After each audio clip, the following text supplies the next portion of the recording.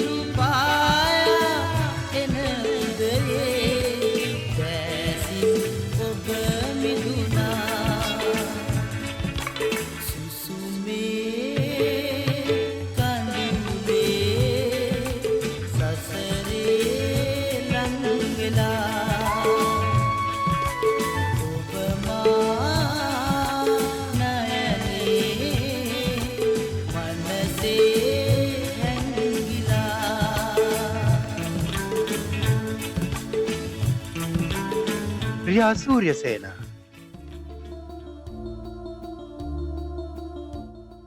අපි මැසිවිලි නගන්න පුරුදු වෙලා ඉන්නවා. අපිට හොඳ දේවල් වෙන්නෙම නැහැ. අපිට වෙන්නෙම නරක දේවල්. හොඳ දේවල් දකින්නවත් අපිට ඉඩක් නැහැ. ඔබ කොයිතරම් වාරයක් කියන්නට ඇද්ද? ඒත් ඔබ මොහොතකටවත් හිතුවද? සමහර අවස්ථාවල ලස්සනම දේ තියෙන්නේ අපේ ඇස් ඉස්සරහමයි. එක්කෝ අපි ඒවා දකින්නේ නැහැ. ඒවා නොදකින්න තරම් අපි කාර්ය බහුලයි. එහෙමත් නැත්නම් ඒ දේවල් දිහා ලං වෙලා හොඳින් බලන්නට අපි පසුබට වෙනවා. මේ හැල්මේ දුවන ගමන පොඩ්ඩකට නවත්තන්න. නවතින්න. හුස්මක් ගන්න. ලෝකෙ දිහා ඇස් ඇරලා බලන්න. කොයිතරම් හොඳ දේ අපේ ලෝකේ තියෙනවද කියලා. කොයිතරම් ලස්සන දේ අප වටා තියෙනවද කියලා. ඒ නිසා මැසිවිලි නැගීම පොඩ්ඩකට නවත්තමු.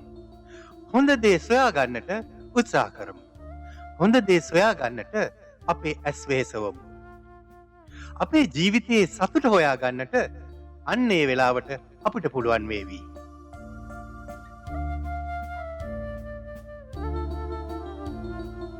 ශනිදා සාදය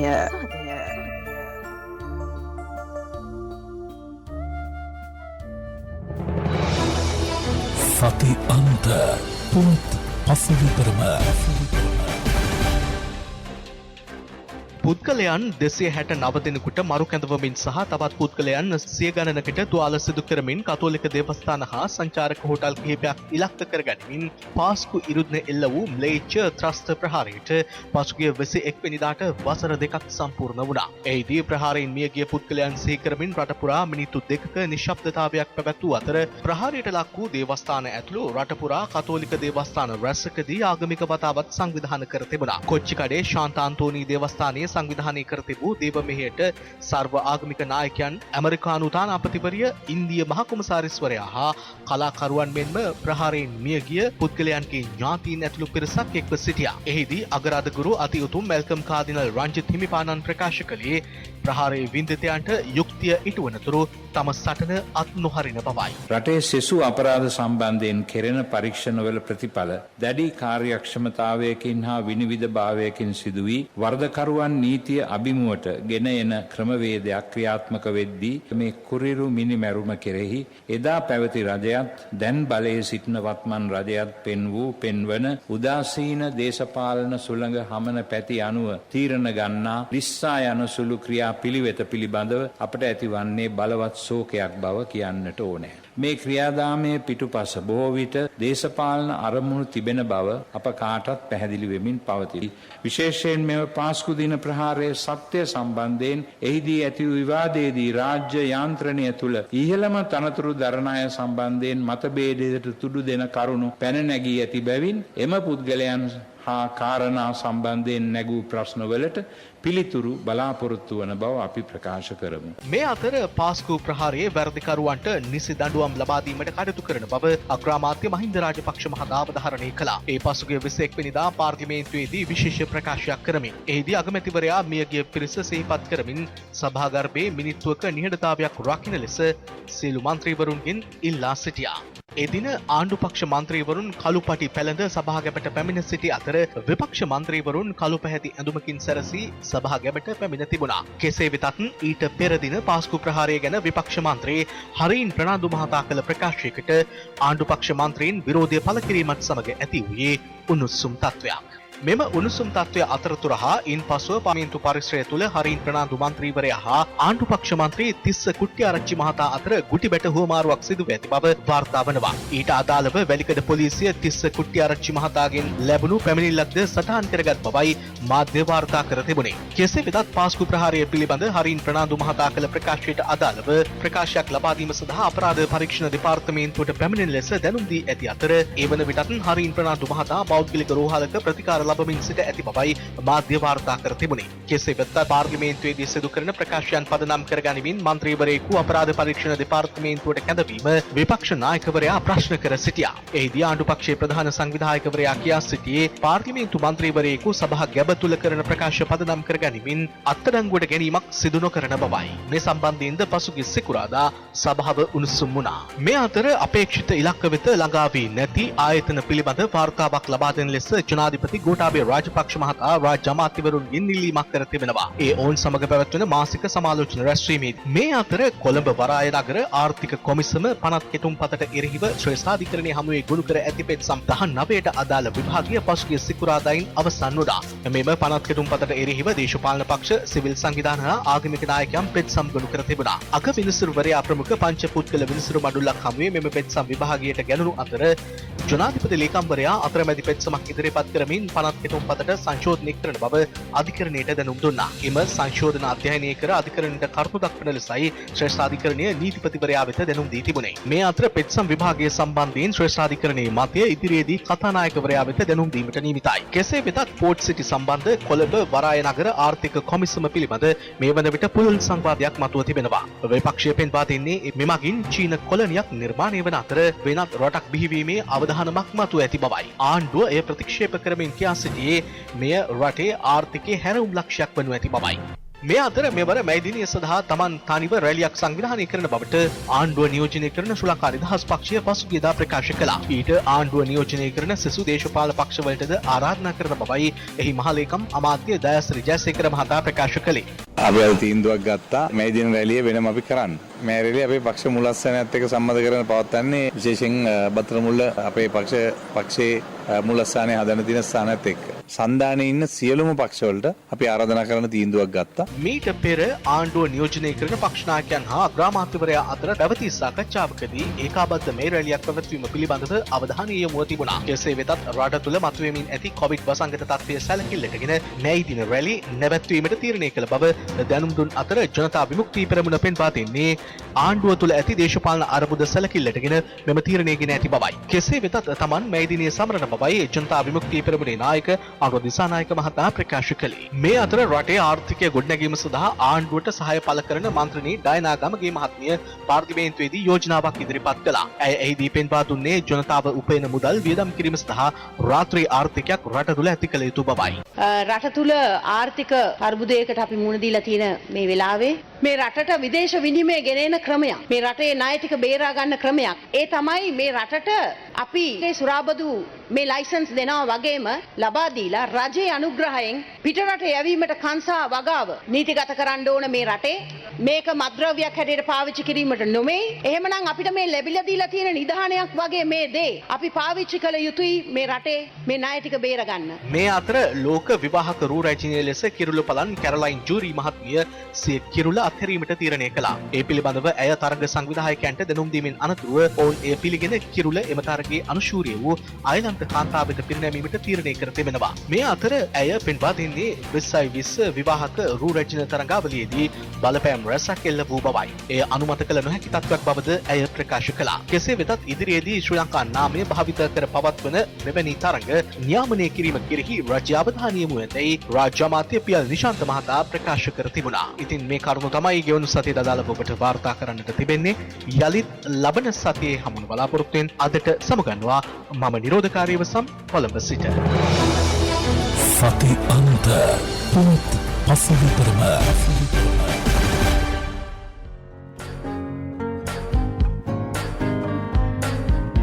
මේ ඇසි සැරිසර මහින්ද දිසානායක දූර්ගණයේ සමගින්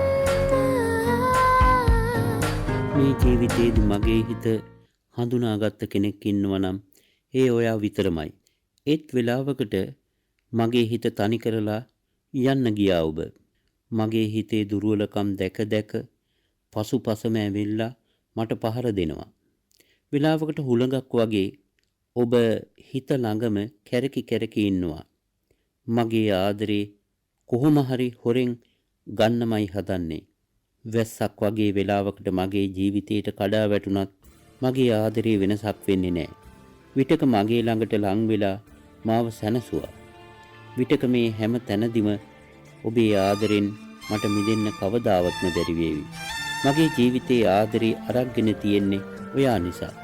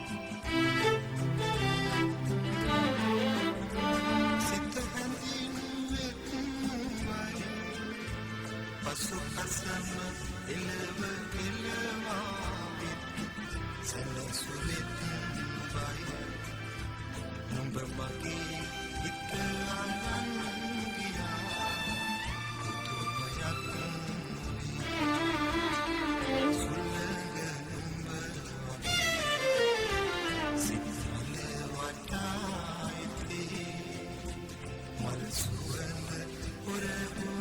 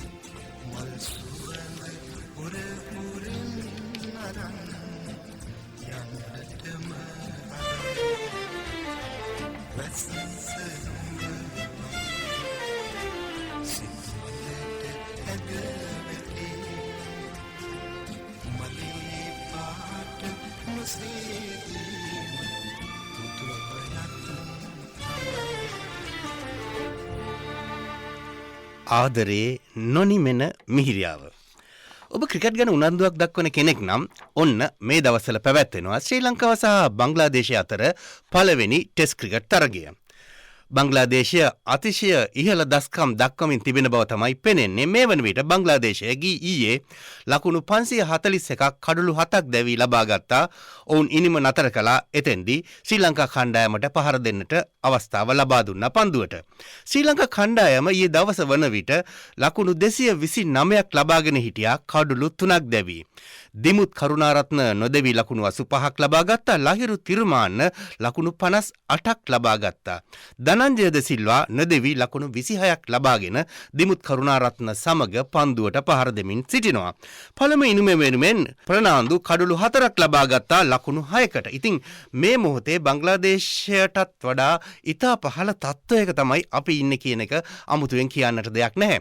ඉතින් ශ්‍රී ලංකා ක්‍රිකට් ගැන අපි හැමදාම කතා කරනවා. හැමදාම අපි නොයෙකුත් අදහස් කියනවා. අපි නෙමෙයි මුළු ලෝකයේම අය, ශ්‍රී ලංකාවේම අය විවිධ අදහස් කියනවා. ශ්‍රී ලංකාවේ ක්‍රිකට් වලට මේ මොකද වෙලා තියෙන්නේ කියලා.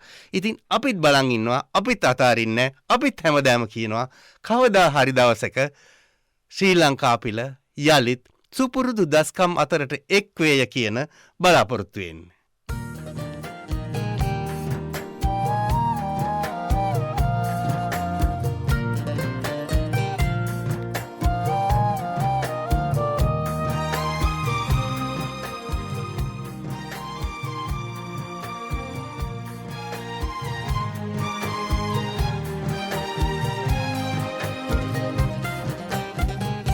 කුසුමක් වී ඔබ පිපෙන්න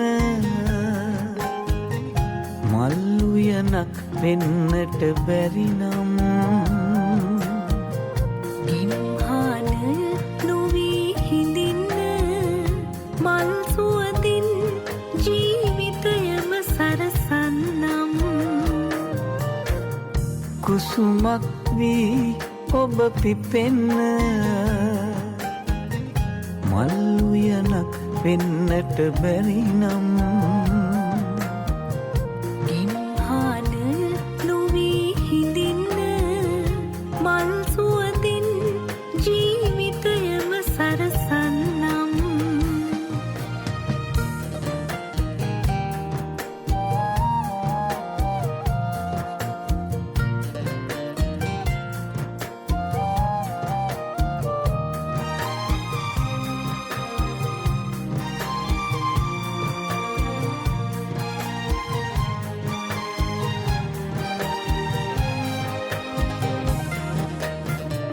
ගඟුලක් වී ඔබ ගලන්න මහසයුර වෙන්නට බැරි නම් නියඟක් වී දුක් නොදෙන්න ආදරයි පැන්බිඳකින් පවසනිවන්නම්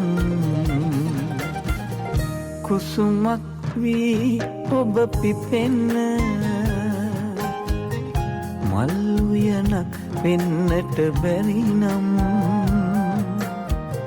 ගිම්හානය නොවී හිඳින්න මල් සුවඳින් ජීවිතයම සරසන්නම්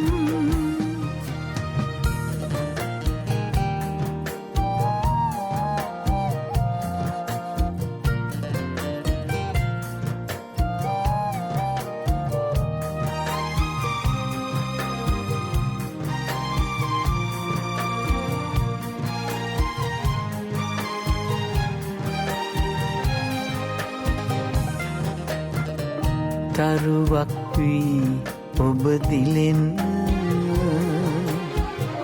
සඳ එලියක් වෙන්නට බැරිනම් අඳුරින් මා සිත මුදන්න බිඳුවක් නොබේ ආදරයෙන් මා සැනසෙන්නම් කුසුමක් වී ඔබ පිපෙන්න මල් උයනක් වෙන්නට බැරිනම් ගින්හාන නොවී හිඳින්න මල් සුවඳින් ජීවිතයම සරසන්නම් විශාරද එඩ්වඩ් ඩෑකොඩි සමග චරිතා ප්‍රියදර්ශනී ගීතය ගායනා කළා. සංගීතවත් කළේ දර්ශන වික්‍රමතුංග. ගීතය ලිව්වේ මහින්ද දිසානායක දිවුල්ගනේ.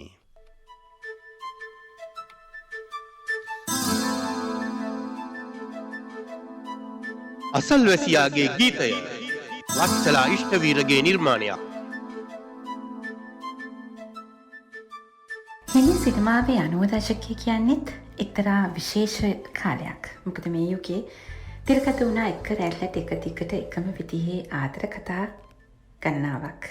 ප්‍රේක්ෂකයන්ගේ හිත් ඇදපැද ගන්නට පුළුවන් වුණු කතා රැගත් චිත්‍රපට රසක්. ඒ වගේම ඒවට අන්තර්ගත වෙච්ච ගීතත් අදටත් බොහොම ජනප්‍රියයි. ඔබ යම් විදියකින් හින්දි සිනමා ලෝඩියෙක් නම් හින්දි සිනමා ගීතවලට ප්‍රිය කරන්නෙක් නම් අනිවාර්යෙන්ම මේ අද තෝරාගත්ත චිත්‍රපටය එක සැරයක් හෝ නරඹලා රස විඳලත් ඇති. යුගයේ හිටියා තාම ජනප්‍රිය සුරුපිනිලියක් මధుරි දීක්ෂිත්. 90 දශකයේ ජනප්‍රියම චිත්‍රපටි ගණනාවක ඇය ප්‍රධාන ජවනිකාව නිරූපණය කරා. මේ චිත්‍රපටයේත් ඇයම තමයි ප්‍රධාන කතානායිකාව. ගීත ගායනා කරේ අනුරාධා පත්වාල්. සමහර විට ඔබට මතකෙට නැගේවි. මොකක් කියලා හිතන්නේ? අද මම තෝරාගත්ත 1991 තිරගත වුණු සාජන් චිත්‍රපටයට අනුරාධා පත්වාල් ගායනා කරපු මේ ගීතේ භූමි ජවනිකාවේ හිටියේ මధుරි දීක්ෂිත්. බොහොම සුන්දර කතාවක්. ඒ වගේම තරුණ ප්‍රේමය ගැන කතා කරන තැනක්. මේ චිත්‍රපටිවල ආදරවන්තයෝ ඉන්නවා, දුෂ්ටයෝ ඉන්නවා, මේ හැම කෙනෙක්ම හිටියා. ඉතින් බොහොම සරල අර්ථයක් තියෙන්නේ. ඇයි කියනවා මං ඔබට සැබවින්ම ආදරේ. මං ඔබට ගොඩාක් ආදරේ. දෙවියන්ගේ නාමයට මම මේ කියන දේ විශ්වාස කරන්න. මං ඔබට කොයිතරම් ආදරේද කිව්වොත් මේ මහා සාගරයට සමානයි. මේ සාගරයේ රැල්ල නැගෙන වාරයක් ගානෙම සාගරයට දැනෙන දේම ඔබට දැනේවි. මගේ ආදරෙත් ඒ වගේමයි මගේ හුස්ම වැටෙන තාක්කල් මම ඔබට ඒ විදිහටම ආදරය කරනවා. එහෙනම් ඒ අර්ථය හිතේ රඳවාගෙන රස විඳින බලන මේ ගීතේ ඔබට මොන වගේ හැඟීමක්ද දැන් දැනෙන්නේ කියලා චිත්‍රපටයේ සාජන් 1991 ඔබ රැගෙන යන්නේ සෝදානම් රස විඳින්න. बहुत प्यार करते हैं तुमको सनम बहुत प्यार करते हैं तुमको सनम कसम चाहे ले लो खुदा की कसम बहुत प्यार करते हैं तुमको सनम बहुत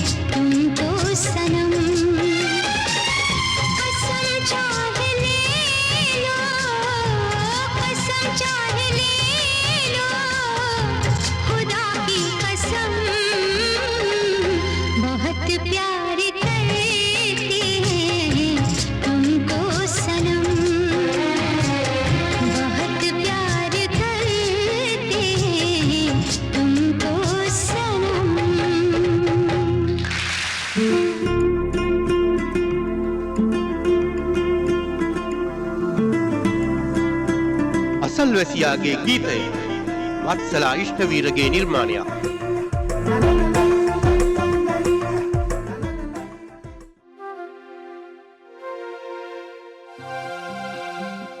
ශනිදා සාදය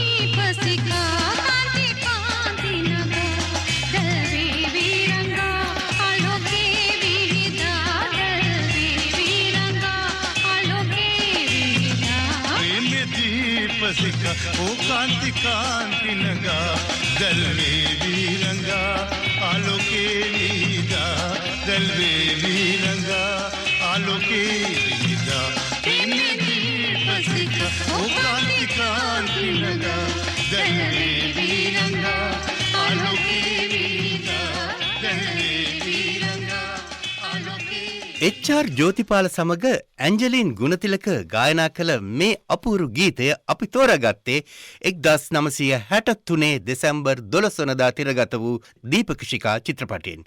දීපක්ෂිකා චිත්‍රපටයේ සංගීතවත් කළේ P.L.A. සෝමපාල, මේ ගීතය රචනා කළේ කරුණාරත්න අබේසේකර. අපේ සිංහල සිනමාවේ අමතකම නොවන ගීත අතරින් එකක් ප්‍රේමේ දීපක්ෂිකා ගීතය. එච්.ආර්. ජෝතිපාල ගැන කතා කරන හැම වෙලාවකම අමතක නොකර බොහෝ අය සිහිපත් කරන ගීතයක්. ඉතින් මේ ගීතය ගැන කතා කරන මොහොතේ අමතක කරන්නටම බෑ මේ ගීතයට පදනම් වුණේ එක්තරා හින්දි ගීතයක්. මුකේෂ් සහ ආශා බෝස්ලේ ගායනා කළ හම් හින්දුස්තාන් චිත්‍රපටයට 1960 දී මේ ගීතය ඇතුළුණා. ඒ ගීතයටත් ඇහුම්කන් නොදුන්නොත් ලොකු අඩුවක්.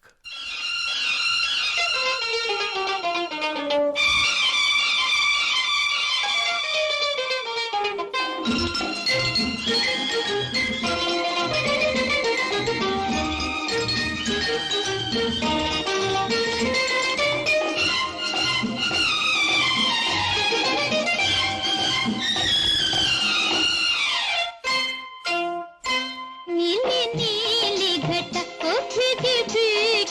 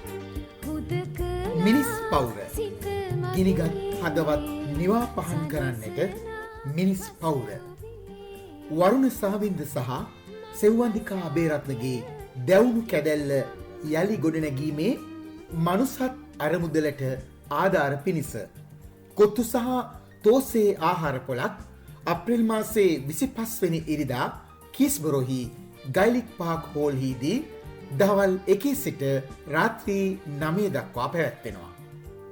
බීෂාප් සංගීතයෙන් රස ගැන්වෙන මේ මනුසත් කාර්යයට ඔබගේ දායකත්වය අපි අපේක්ෂා කරනවා. මේ සඳහා ටිකට් පත් අලෙවි කරන්නේ නැහැ. ඔබ පැමිණ මේ ආහාරපාන භුක්තිවිඳ ඔබට කැමැති මුදලක් ආධාර කොට යන්නට පුළුවන්. එහෙමනම් දයාබර හිතවතුනි, මේ උදා වූ සිංහල හා හින්දු අලුත් අවුරුදු සමයේ ඔබ කරගන්නා තවත් එක් පුණ්‍ය කර්මයක් තමයි මිනිස් පවුර ගිනිගත් හදවත් නිවා පහන් කරන්නට ඔබත් දායක වීම. මතක තියාගන්න දිනය අප්‍රේල් මාසේ 25 වෙනි ඉරිදා කිස්බරෝහි ගයිලික් පාක් හෝල්හිදී දහවල් 1 සිට රාත්‍රී 9 දක්වා.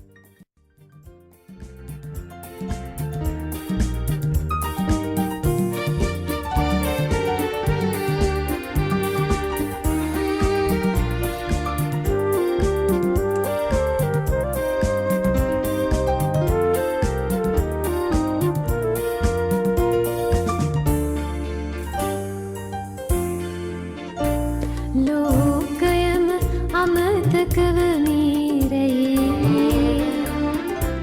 සීනයට සමරදිමි මා ප්‍රියේ සුන්දරයි ජීවිතේ දැන් රැවටිලාදෝ අනේ මං උරතලා උණුසුමේ සතපලා හිස මගේ ඇස් පියාගෙන සිටින්නම් හුදකලා සිත මගේ සනසනා බස ඔබේ මං අසාගෙන සිටින්නම්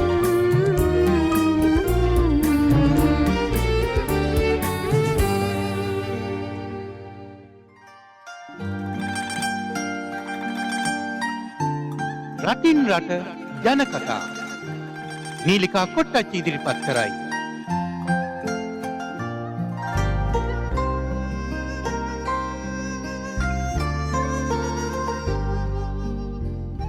පර්සියානු ජනකතා අවංක විද්‍යාකාරයා. ආරම්භයේදී මේ ලෝකෙ හිටිය දෙවියෝ විතරයි. පර්සියාවේ පුංචි ගමක මහන්සි වෙලා හේන් කොටලා අම්මව ආරක්ෂා කරන තරුණයෙක් හිටියා කියාන් කියලා. දවසක් කියාන් කඩපොළට ගිහින් එනකොට ලස්සන ගෑනු ළමෙක් දැකලා එයා ගැන ආදරයක් ඇති වුණා. ඉතින් පර්සියානු සංස්කෘතිය ගරු කරන කියාන් ඇවිත් අම්මට කිව්වා, අම්මා මම අද ගෑනු ළමෙක් දැක්ක කඩපොළෙන් එනකොට මට පුදුම විදියට හිත ගියා එයාට. අම්මා හෙටම ගිහින් මේ විවාහ යෝජනාව කරන්න. ඒ ළමයාගේ විස්තර ඇහුවම අම්මා හරිම අසරණ වුණා.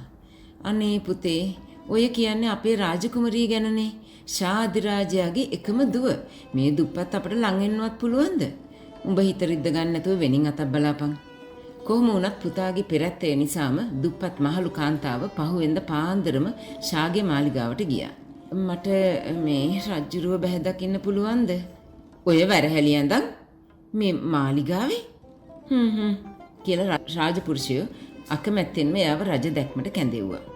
එයාගේ යෝජනාව අහලා මාලිගාවේ හිටි හැමෝම ඔළුවේ අත ගහගත්තා. ඒත් ෂා අධිරාජයා හරීම කාරුණිකව කතා කළා. මම ඔබේ සැමියාව අඳුරනවා. ඔහු ඉතා අවංකව මට සේවය කළා.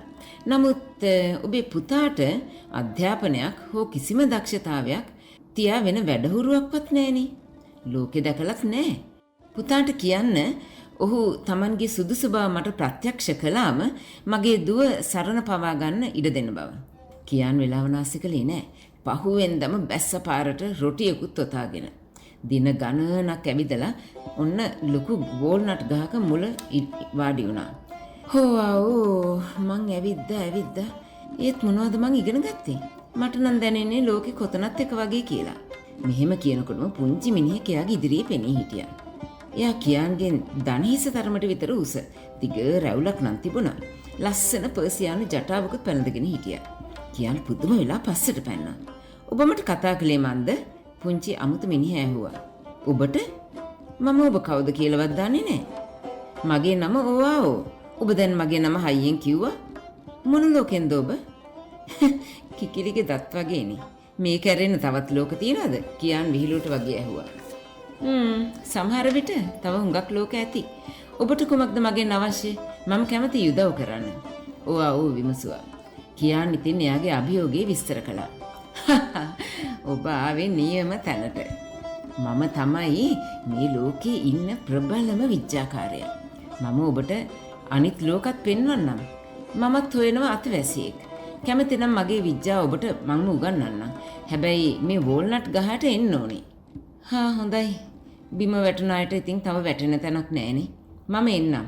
විද්‍යාකාරයා එයාගේ සැර යටියෙන් ගහේ කඳට තට්ටු කළා විතරයි ගහ දෙබා වෙලා දිග පඩිපෙලක් මතු වුණා.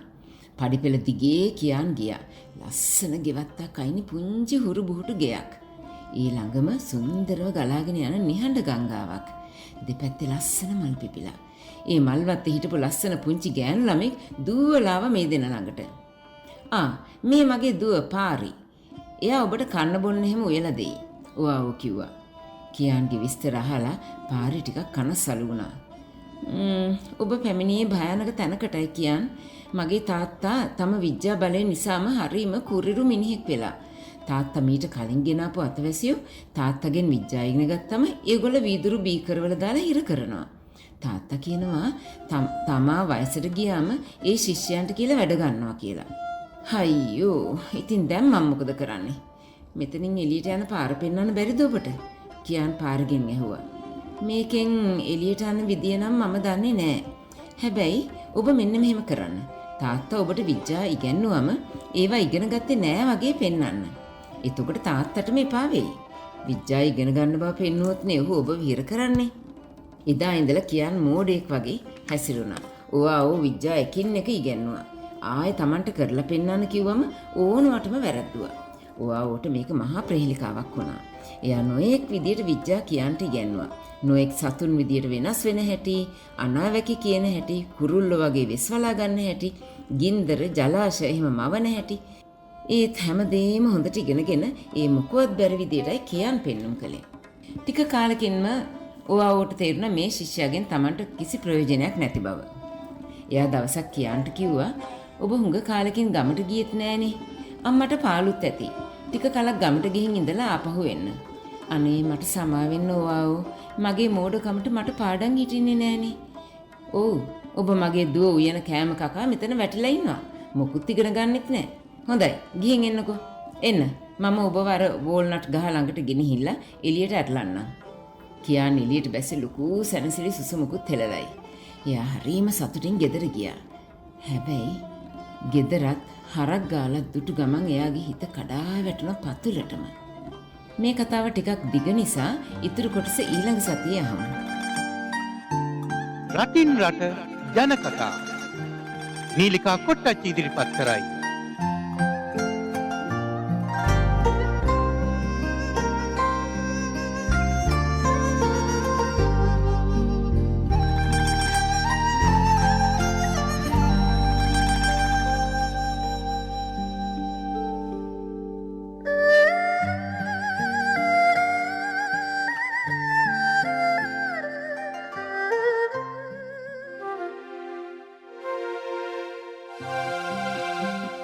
ශනිදා සාදය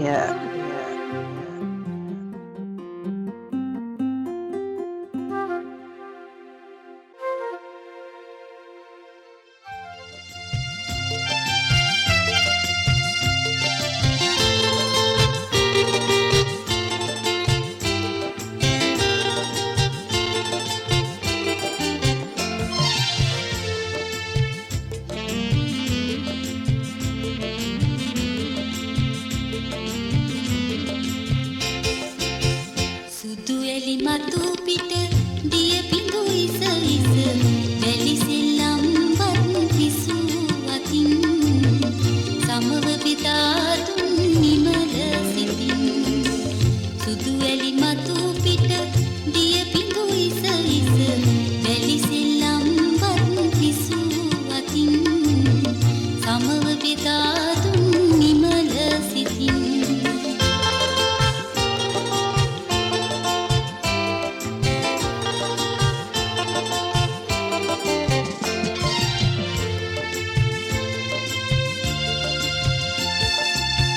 මතු මහ මිනිසෙකු දවසේ මතු මහ මිනිසෙකු දවසේ රටවැසි දනහට වැඩ කළ මෙන මගේ පුංචි පුතේ මගේ පුංචි පුතේ පුංචි පුතේ මගේ පුංචි පුතේ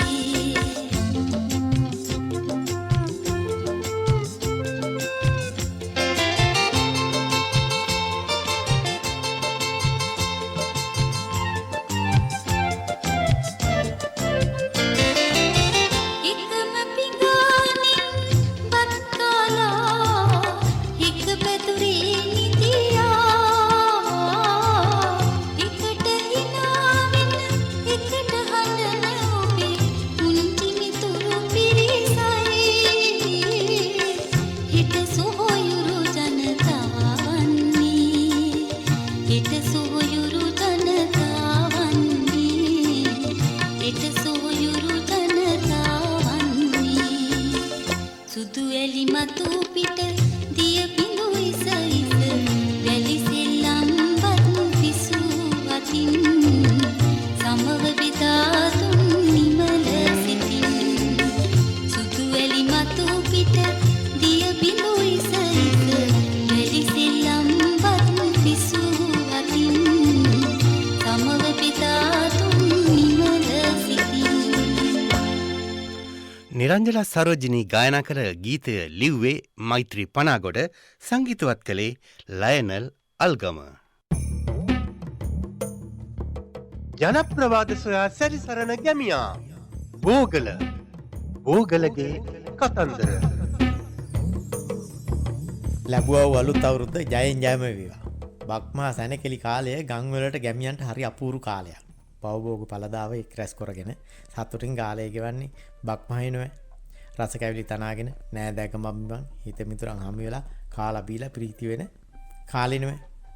ඒ වගේම බක්මහි වරණ තවත් වැදගත් කාර්ය තියෙනවා. මේ බක්මහට කෝණ මංගල්‍ය කියලා කියනවනේ. ඉතින් කෝණ මංගල්‍යදී ওই කරන එක කාර්යයක් තමයි පන්සල්ලක් තමයි. ඒ වගේම තුනා මේ තවත් වැදගත් කාර්යයක්. මම මෙතනන්නේ ඉතින් මේ පහු කාලේ මම වැහු ගැන කිව්වනේ. මේ වැව් සම්බන්ධව කරන වැව් තියෙන පළාත්වල සිද්ධ වෙන වැදගත් රාජකාරියක් ගැන කියන්න. පුරාණේ තිබුණා දැන් නම් ඒව නැතුවා. ඒ වුණාට ඒව ගැන කියන්න හිතුණා මට. කියා හිටින්න ඕනේ. වැව් විදානි, වැකණ්ඩීරාල, ගමේ මහරාල, පිල්විදාන වගේ තනතුරු කීපයක් නම් කරලා තිබුණා.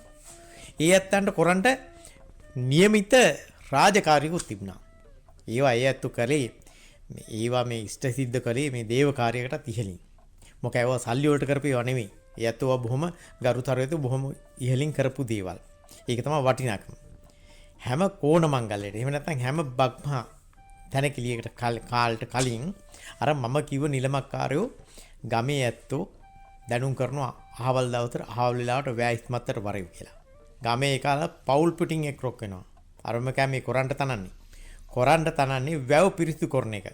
ඒකට කියනවා කට්ටි කැපුම් අත්තම කියලා. මේ පුරාණේ නම් පැවතෙන සිරිතක්.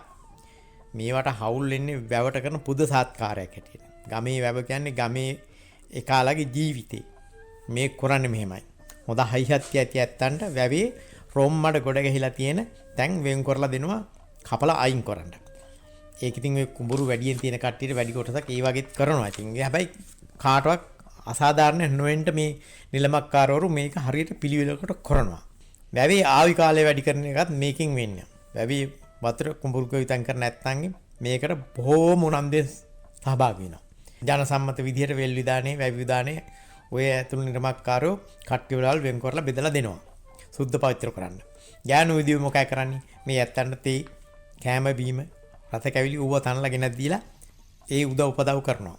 පුල් පුලම් විදිහට වැඩත් කරනවා. වැව් බැම්ම ඇතුළු ඒ හැම තැනක්ම පිරිසුදු කරලා කැඩිලා බින්ද කියන තැන් හදලා මේවා බොහොම පිළිවෙලකට කරනවා. ඒවා පරදේශකාරෝ මේවා අකාමකා දැම්මා. ඊට පස්සේ ආව අපේ කළු සුද්දෝ වැව් බලා කියා ගන්න නිලමක්කාරවරු වහකදුරු වුණා. වග විභාගයක් නැතුව වැවේ රාජකාරී විනාශ කරා. අක්කර 200 වැව් වාරි මාර්ගයටත් අඩු ඒවා ගොවි ජන සේවය කියලා එකට පංගරාතු කරා. ඉතින් කුඩා වැව් වල වල් වැදුනායි කියන එක අහන්න දෙයක් ඈ. වැව් ගැන ගැමි ජන ජීවිතය ගැන ගොවි තැන ගැන මෙලෝ හතරක් නොදන්ද ඔය මොකද්ද ගොවි ජන සේවා නිලධාරි මොකද්ද කියලා උන්ට දුන්නා. ඒ කලවා මෙලෝ හතරක් දන්නේ නැහැ. ඉතින් මේවා පංගරාතු කරලා ඒ කලා මොකද කරේ ආණ්ඩුවෙන් ලැබෙන සල්ලි ටික පැත්තක ඉඳලා අරගෙන ඔය සිරිත් පිරිත් අත්හැරලා යන්න ඇරියා. ඒ වගේ හෙව්වේ බැලුවේ නැහැ. හෙව්වේ බලන්න හොයන්න බලන්න කියලා දැනගෙන තියෙන්න එපා. මේ ඔය කවුරු හරි මේ ගොවි ජන සේවා නිලධාරි අර මේ කහගෙන ඉන්නවා නම් තරහ ගන්න කාරණා නැතුව මම මේ කියන්නේ හැබෑව. වැව බලා කියාගත්ත වැය කණ්ඩියරාල වැව් විදානේ වෙල් විදානේ ගමේ මහරාල ආගෙන කරාගෙන ආව පිළිවෙත නැති වුණා. මේ ඇත්ත වැඩ කලේ සල්ලි වලට නෙවෙයි. ආන් ඒක තමයි බලව වටිනාකම. එතනයි වටිනාකම. එහෙව් දෙය නැති කරලා වැව් ටිකක් නැති කරලා ගමේ සිරිත් ටිකක් නැති කරලා අපේ පුරාණ ඇත්තෝ ගෙනාව වැඩපිළිවෙල තීරම නැති කරලා ඕන් ওই විදිහට සැලකුවි. එහෙම නෙවෙයි බලව පුරාණ ඇත්තෝ වලට සැලකුවි. රජවරු සැලකුවි. මේ මෙහෙමයි. ඕන් අහගනියව. කන දීපියව. සුම්බරේ බඳන් හක්මන් වැවේ නැති පංච වඩන් බැඳ වැ කඳු මත නොයති හරක් රංචු වැකන්දෙන් නොදක්වති නොයන ගමනවත් වැකන් දෙන් නොයති. ඊයේ සුම්බරයක් බැඳගෙන වැකන්ඩින් යන්නේ නැහැ. පච්ච වඩම් බැඳගෙන වැකන්දෙන් යන්නේ නැහැ. හරක් රංචු වැකන්දෙන් දක්වන්නේ නැහැ. නොයන ගමන් කියන්නේ මලමිනියක් අරන් යන්නේ වැකන්දේ. ඕන් ඔය විදිහට ගරු සරයතු රැකගත්තු වැව අනේ අම්මා පල්ලා නැති බංගත්තාන කරලා දැම්ම ඉතිරි පිටිරිත් මෙව්වා කියන කට හොඳ ගලේ උලා ගන්න එක මං යනවා යන්ට. ඕගලගේ කතන්දර ඉදිරිපත් කළේ දයන් රණසිංහ.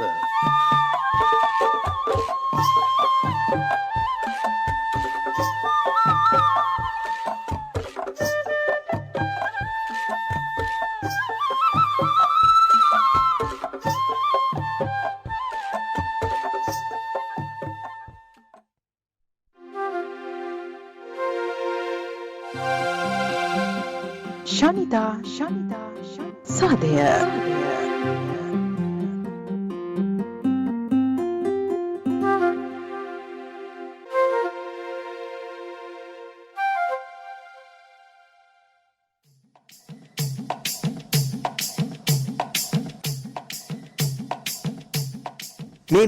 මේ මොකද මේ ඔහෙ මේ පොලිමෙන් පැනලානේ ආවේ. අර බලන්නකෝ තව කී දෙනෙක් පොලිමේ ඉන්නවද කියලා බේත් ගන්න ඇවිල්ලා. අනේ දොස්තර මහත්තයෝ මට ලොකු හදිස්සියක්. හදිස්සියක්? ඇයි? ඔහෙට මේ පපුවස්ත්‍රි දෙනවද? මේ නර්ස් ඔය ගන්න ECG මැෂින් එක ඉක්මනට. ගිලුණා දොස්තර මහත්තයෝ ගිලුණා. ගිලුණා? මොනවද වසද? අනේ දොස්තර මහත්තයෝ රුපියල් 10 කාසියක් කොහොම හරි අරන් දෙන්න දොස්තර මහත්තයෝ. හරි අපි බලමු. දැන් ඕක කොයි වෙලාවෙද ගිලුනේ? සුමාන 3ක් විතර වෙනවා දොස්තර මහත්තයෝ.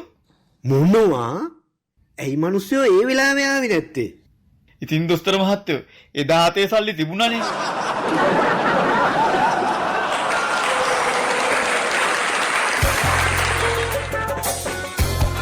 චින්තක සිරිකුමාර ගාමිණී පැලැඳ පිටපත ගාමිණී පැලැඳ.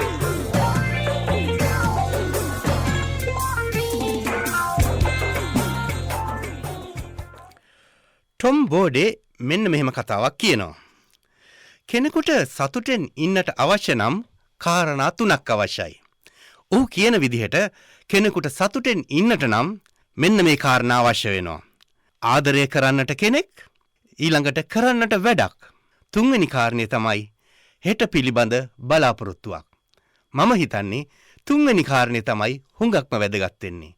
අනාගතය පිළිබඳ බලාපොරොත්තුව එහෙමත් නැත්නම් හෙට පිළිබඳ බලාපොරොත්තුව තමයි අපිව ඉදිරියට ගෙනියන්නේ. ජීවිතය පිළිබඳව බලාපොරොත්තු අත්හර ගන්නට අවශ්‍ය නැහැ. බලාපොරොත්තු නැවත නැවත ගොඩනගා ගන්නට ඕනි. බලාපොරොත්තු තමයි ජීවිතය ඉදිරියට ගෙනියන ගාමක බලවේගය. බලාපොරොත්තු නැති තැන ජීවිතයක් නැහැ. ඒ නිසා හෙට ගැන සුබවාදීව හිතන්න. හෙට ගැන ආදරයෙන් කල්පනා කරන්න. මොකද අදට වැඩිය හෙට හොඳ වන නිසා.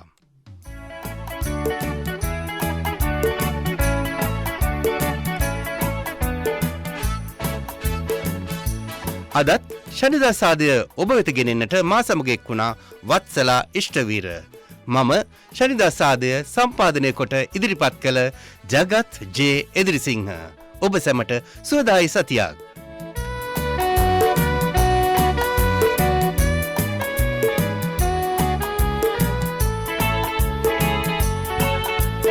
මහද පෙම්විලේ පිපෙන්න ආස කවුරුදු නීලනෙත් නගින් කියන්නේ ඔබේ හැඟුම් මාගේ ප්‍රේම යෞවනේ ආවේ හංසරාණී ජීවේ වේදනා නිවාදමන්නදෝ මහත පෙම්විලේ පිපෙන්න ආස කවුරුදෝ නීලනෙත් නගින් කියන්න ඔබේ හැඟුම් මාගේ ප්‍රේම යෞවනේ ආවේ හංසරාණී ජීවේ වේදනා නිවාදමන්නදෝ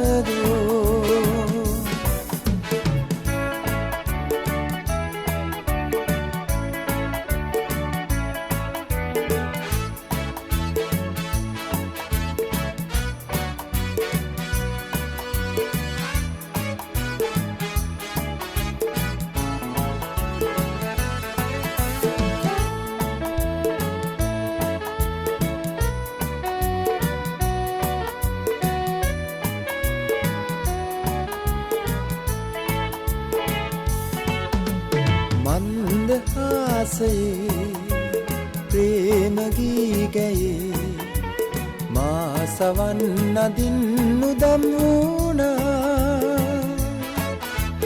වාලුකා තලේ මිරිඟුවක් ලෙසේ මානුවන් මුලා කරන්නේ එපා දැසේ මත් මිගුන් සැලේ වැගෙයි රොන්නුරා රසේ ආදරේ වදන් දොඩන්නකෝ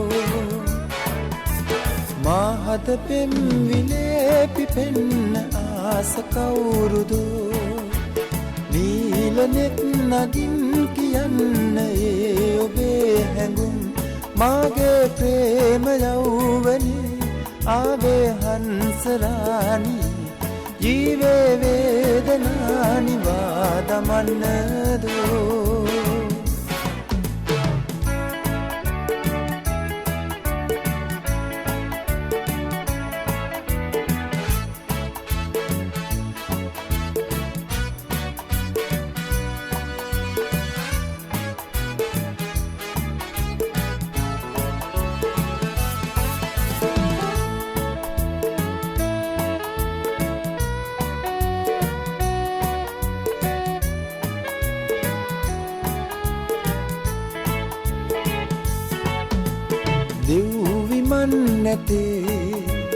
මල් යහන් නැතේ ලන්රුවන් කසී සලුදනේ සීන මාරුතේ චන්ද මාරුතේ පාවෙලා මගෙන් මිදෙන්නේ පා ප්‍රේමේ නාමයෙන් ලනේ පැදෙයි වාසනාලුවේ ජීවිතේම බාරගන්නකෝ මහද පෙම්විලේ පිපෙන්න ආස කවුරුදෝ නීලනෙත් නගින් කියන්න ඔබේ හැඟුම් මාගේ ප්‍රේම යෞවනේ ආවේ හංසරාණී ජීවේ වේදනා නිවා දමන්නද